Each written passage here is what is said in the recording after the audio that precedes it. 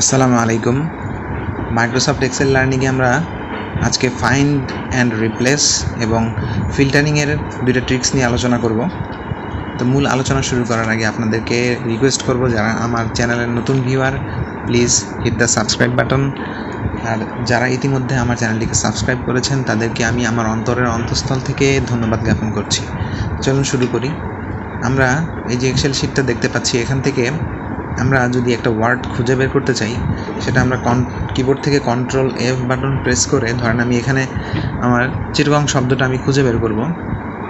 তো আমার এখানে লেখাই ছিল, আপনি নতুন করে যদি টাইপ করতে চান,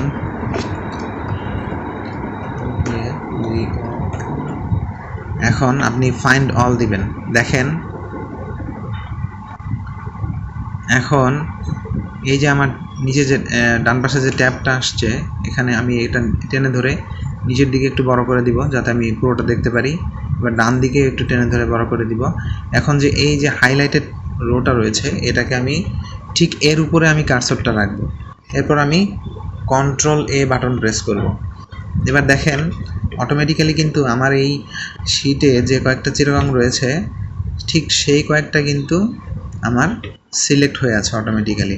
এখন আমি চাইলে এখান থেকে এই কয়টাকে কিন্তু আমি কালার দিতে পারি আমার ইচ্ছা মতো। অর্থাৎ আমি যদি রেড কালার দিয়ে মার্কিং করি, দেখেন এখানে কিন্তু রেড কালার চলে আসছে। এখন আপনি যদি এই চিটাগাংকে রিপ্লেস করে যদি আপনি অন্য কিছু করতে চান,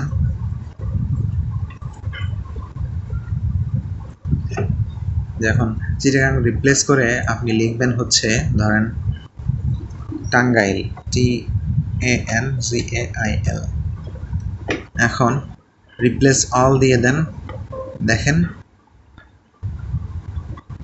অটোমেটিক্যালি কিন্তু সব রিপ্লেস হয়ে গিয়েছে।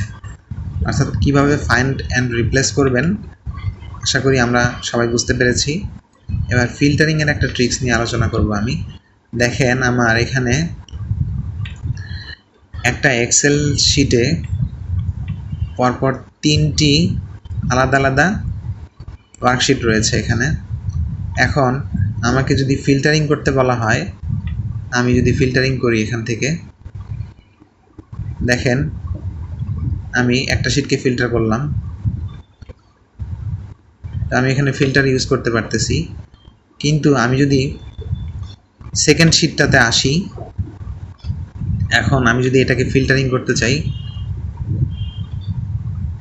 দেখেন আমার কিন্তু ফিল্টারিং নিচ্ছে না। অর্থাৎ প্রথম শিটটা যে আমি প্রথম ওয়ার্কশিটটাতে যে আমি ফিল্টার করেছিলাম, সেটা কিন্তু অটোমেটিক্যালি রিমুভ হয়ে গিয়েছে। এখন সেকেন্ড শিটটাকে আপনাকে আলাদাভাবে ফিল্টার করতে হবে।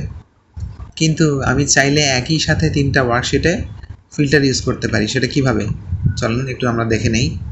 অর্থাৎ একটা শিটে যদি পরপর 3টা-4টা ওয়ার্কশিট থাকে, তো সেই ক্ষেত্রে আপনি অ্যাট এ টাইম সবগুলো, এইভাবে নর্মাল এক্সেল শিটে আপনি চাইলে অ্যাট এ টাইম সবগুলো ওয়ার্কশিটে ফিল্টার ইউজ করতে পারবেন না। কিন্তু একটা ট্রিক্স জানা থাকলে আপনি এই কাজটা খুব সহজেই করতে পারবেন। তো চলেন জেনে নিই আমরা সেটা কিভাবে করব। আমরা এভাবে প্রথম ওয়ার্কশিটটাকে সিলেক্ট করলাম কন্ট্রোল A দিয়ে। এবার কিবোর্ড থেকে কন্ট্রোল T বাটন প্রেস করব, ওকে করে দেব।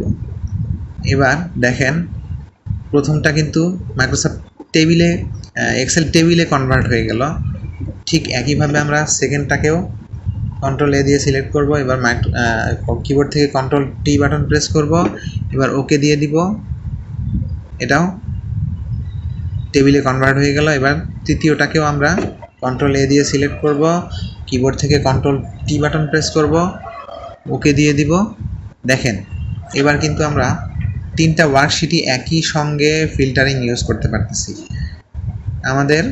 আমরা চাইলে সবগুলোই একই সঙ্গে ফিল্টারিং করতে পারবো। এক্ষেত্রে আমার আলাদা আলাদা ফিল্টার ইউজ করার প্রয়োজন নেই। তো এই হচ্ছে ট্রিক্স। আপনি যদি একই এক্সেল শিটে যদি আলাদা আলাদা ওয়ার্কশিট থাকে, সবগুলো যদি একই সাথে ফিল্টার ইউজ করতে চান, অবশ্যই আপনাকে মাইক্রোসফট এক্সেল টেবিলে রূপান্তর করে নিতে হবে। অবশ্যই আপনাকে মাইক্রোসফট এক্সেল টেবিল ইউজ করতে হবে, তাহলে আপনি খুব সহজেই ফিল্টারিং ইউজ করতে পারবেন। এই ছিল আমাদের আজকের ট্রিক্স। আশা করি আপনাদের ভালো লেগেছে। আরও নতুন নতুন ট্রিক্স জানতে অবশ্যই আমার চ্যানেলের সঙ্গেই থাকবেন। সবাইকে অসংখ্য ধন্যবাদ।